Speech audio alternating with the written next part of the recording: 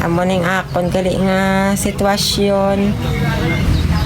Ning hapon sa tanan. Ako gali nagapangayo sa inyo sa bulig bisan pila lang nga para nang gid mabulong ang akon nga operasyon na mag-ayo ko. Kabay pa nga mabuligan nyo ko sa akon nga mga kinahanglanon nga maka ano man sa akon nga sakit na ano lang ning akon operasyon mabulong lang kag Ginoo lang na makabalo sa inyo nga kamaayo kag kabay pa nga damo ang ma-support sa akon kung mabulig madamo gid nga salamat.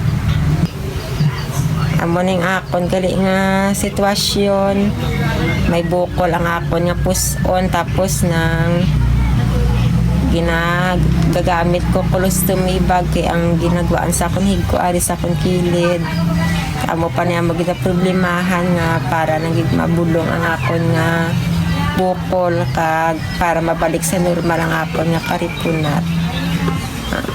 Amo nang aga pangayo gid ko sa inyo bulig bisan pila lang. Salamat gid. Okay lang ni tani kung waay na ako nga bukol mabalik pwede na ni mabalik sa normal ako nga karipuna tapos pawan akong lawas hindi pwede mabalik kay ang akon nga ano may bukol kag akong lawas nang niwang ko kag hindi pasik tamo na nga gaano ko nga maano gi sa doktor para makupos akong bukol kay para mapawan akong lawas kag mabalik na ni sa normal akon nga karipunat mula na akong ginapangayo. Bali nagbukol na siya ang dira sa gilid nag-amat-amat siya dako tapos tig-a nga sakit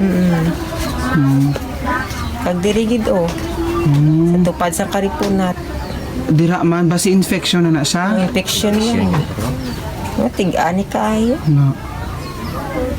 Tig-a sakit man siya hikapon hindi man pero amo na siya gangot-ngot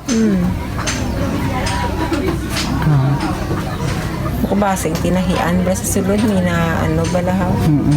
Basi na infection to sa sulod naman sa kay gasakit naman diri ako kamo ni ga bukol na dila nga part na tig-a na sa hikapon